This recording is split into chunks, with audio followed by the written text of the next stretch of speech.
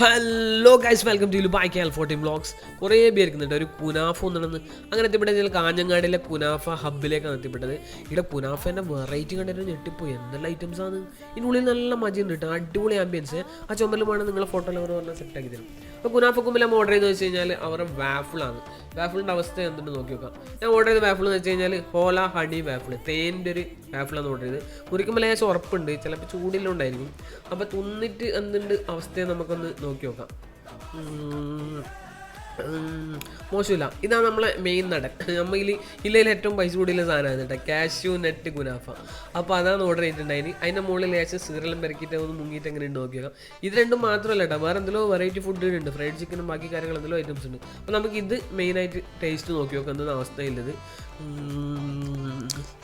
എൻ്റെ അമ്മോ വായി പൊള്ളിയിട്ട് അലക്കായിട്ടാ. ഇത് ഇത്ര ചൂടിലാന്ന് വെച്ചിട്ട് കണ്ണൊന്ന് പൊന്നിച്ച പാറി ഗൈസ്. എന്തായാലും ഉണ്ടല്ലോ, സൂപ്പർ ഉണ്ട്.